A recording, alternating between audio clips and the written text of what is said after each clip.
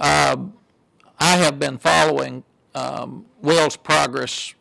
We've had defensive changes because people have gotten head jobs, and I've followed it every year. We played them in an early 2000 bowl game. When you look at three of the great coaches, Tony Dungy, and what he's done on defense, and he was involved with Monty Kiffin.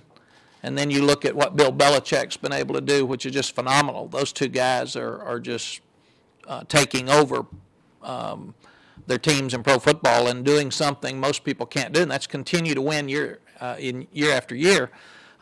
Nick Saban comes from Bill Belichick's program, and Will, who was a great player as a co-captain as a safety at Georgia, played with two of our staff members, George Wynn and Donnie Mabe, and played for Greg Davis and for Mac McWhorter. Nick Saban has done a tremendous job in being a head football coach, and it's been very obvious. He won a national championship. He's won everywhere he's been. And then you look at what Tommy Tuberville's done. Tommy's been a great defensive coach as an assistant, and then he won at Ole Miss, and now he's just done a tremendous job at Auburn. And people forget that Will worked for Roy Kidd, who's probably the winningest football coach in the history of 1AA football up at Eastern Kentucky. And he also worked at Valdosta State. In fact, David Dean's a great friend of Will's that I saw at the convention. They won the national championship at Valdosta this year. And then you also mix in the year that Will worked for the Dolphins. So there's a lot of experience in a very short period of time. He's high energy. He's tough. He coaches like he played. He's really aggressive. He's smart. Everybody that I've talked to says that he's as good at adjusting to his talent and to what the other team is doing during the ball game as anybody possibly could be. He is friends with Gene Chizik, which really helped us because he could talk to Gene about his transition from Auburn to Texas. And when Will went into Auburn, he kept a lot of the names and thoughts that Gene had to have continuity in the Auburn program. He worked with Richard Smith at the Miami Dolphins. Richard Smith worked with Dwayne at Arizona. So they're very close. So there's a tie with Dwayne and Gene. There's a tie with Richard Smith and Dwayne and Will. So a lot of ties there. And then you tie some Monty Kiffin stuff to some Bill Belichick stuff, 3 years with Nick Saban, and then you look at what Will's been able to do to probably simplify some of the NFL stuff back to college kids because we have lesser time to meet. It was just the perfect tie for us. And again, if you will ask if Will gets offered a head job that he wants next year, there's no better compliment to a program than a guy getting a head coaching job, and we can sure hire another one that's great if that happens. So I'm not concerned about that at all, and we need more young coaches like Will to become head coaches. He's honest, he's tough, he's aggressive, and the kids like him, and he gets it. And part of that, from my estimation, is he was raised in a coaching family. So again, his long-term goals are to win a national championship here, and I would hope that that would present an opportunity for him to be a head coach at some point where he would want to be. Dwayne, the Hawaii job obviously just opened. People have asked. We don't comment on jobs. Dwayne's from Hawaii. I'm not sure what Hawaii's done because I've been out of town for 3 days. But if they get a chance to hire Dwayne, what a great deal for them. He's done a tremendous job for us. He's got a great family, and I would be the first to say that Hawaii should look really closely.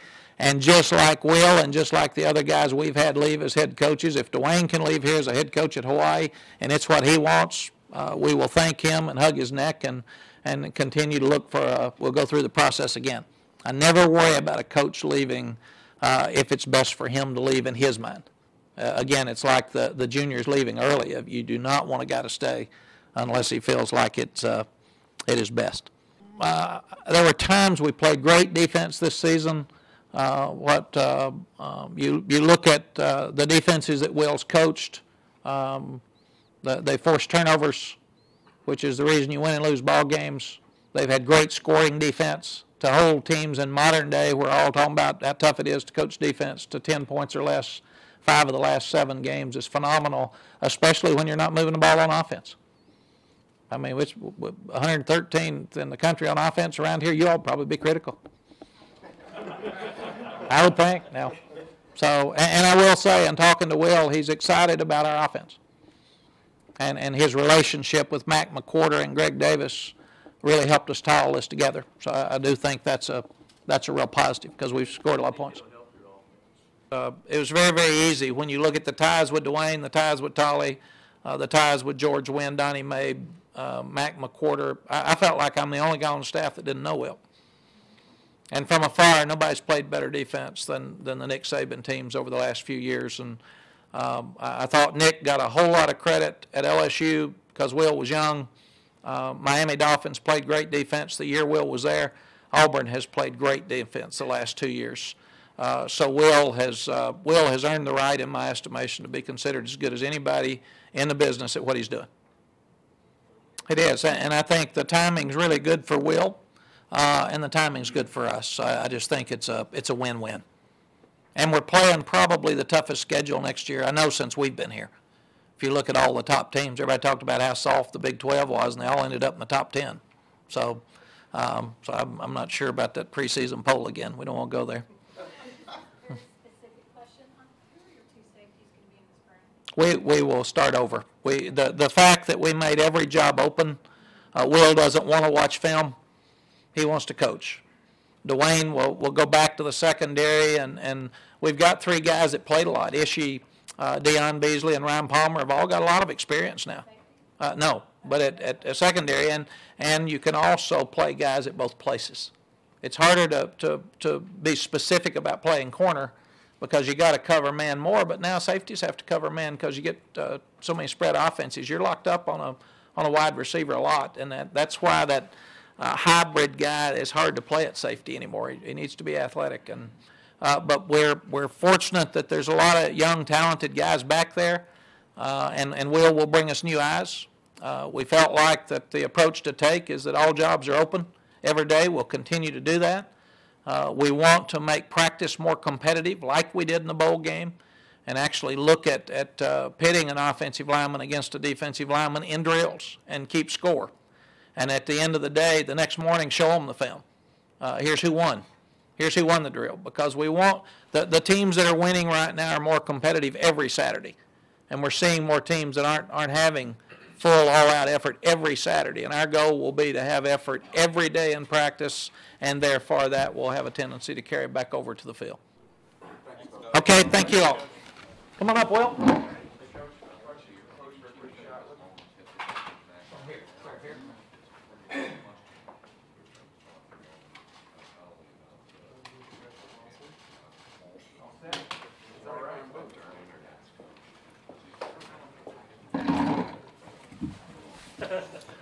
How y'all doing? I'll go ahead and open it up for whatever questions you have. I was at last year's Cotton Bowl, and Coach Tuberville said it was a typical win for Auburn because they win ugly. He credited you and your defense. Their physical defense, is that what you want to bring in here to Texas? Well, I think that, physical and mental toughness is obviously an issue you want to be accredited with your defenses and how they play and your football teams, period. I think, there's always been some questions about scheme. I mean, 4-3, 3-4. I've been exposed to a lot of different things in what we've done. Where we've been at LSU, we were more of an attacking man coverage scheme because of the athletes we had. We matched up well with a lot of the people we played. We went to Miami and we couldn't cover a bucket of water. And so we were more of a zone pattern match, had a hard time giving people negative plays. We went to Auburn, we were more of a man scheme my first year there, and then this past year we went to more of a pattern match zone scheme, and we couldn't give up big plays. The 2 most critical factors in winning and losing games is turnover ratio and big play ratio. Defensively, you can't give them up. Offensively, you got to make them to change the vertical field position. you can't give up turnovers, and you got to get them on defense. But you really look at winning and losing football games, the teams that are going to the playoffs every year, the teams that are winning in the BCS every year, those are the teams that have those factors. So going back to what you asked, I mean, being good on defense is tackling well, playing in space. It's hard being a defensive coordinator nowadays because in college football, 1 week you face a spread offense that's going to run the ball. The next week you're going to face a two-back power running game. The next week you're going to face a spread offense that's going to throw the ball. So each week you're changing schematically what you do, and you got to be multiple in what you do. You know, I hear a lot of coaches talk about I'm a man guy or I'm a zone guy or I'm a whatever guy I am. Well, you better be multiple in what you do because you're going to play quarterbacks that are very effective in what they do. And you look at the quarterbacks in this league at Kansas and Missouri and Texas Tech and Oklahoma are all outstanding, and they're all on our schedule next year. So you've got to be multiple within your scheme and what you do. You can't be one-sided in what you do. And that's the one thing you'll see from us. We're going to be multiple. We're going to be fast. We're going to be physical. The kids are going to play harder. They're not going to play. Schematically, I can't really go into you and tell you 4-3, 3-4, 5-2. I don't know. We're going to get 11 like Coach said. If we ever have 12, we'll probably get a penalty. And he'll find somebody else. But we will. Your most important job as a coach, to me, is sitting down and evaluating your talent, evaluating your players, and putting them in the best situation where they can be successful. You can't ask a kid to play man-to-man if you can't play man-to-man. You know, you got to put your guys in the best situation where they can be successful, and that's your job as a coach, and that's what we're going to try and do. Coach, you've been an SEC guy. What was the number one reason you chose to come to Texas? Well, I think when I flew out here, my wife and I flew out. We met with Coach Brown, his wife Sally, and met with DeLoss and President Powers, and we felt like that everybody's on board. Everybody's pushing the same direction here. Everybody's wanting to be successful, and they see the vision of winning the Big 12 championship, winning the national championship, and we're going to do everything within our resources, which they're obviously here from a facility standpoint to do that and win. And everybody's on board to do that, and that really excited me.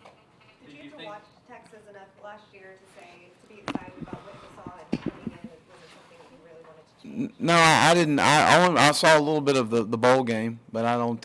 We're so busy during the season, you don't really see other teams play. If you play early in the morning, you got recruits in, so you're with the recruits, or you play late at night, you're nervous all day, so you don't really watch many games. You always think about what's going to go wrong in your game. So. But I haven't seen it. I just have great respect for Coach Brown and the job he's done in his 10 years here. And I know Greg Davis. Mack McCorder recruited me out of high school. I'll tell you how old he is. And then there's two guys that I played with, George Wynn and Donnie Mabe. So I had a personal relationship with those guys. And of course, I knew Gene when he came and did a great job here and won a national championship. And so there was a lot of relationships and through the time when Coach Brown called. And I just felt like it was the best decision for the Muschamp family. And then, again, that's why we decided to do it. What kind of advice did Coach Chisholm give you about coming to Texas from Auburn?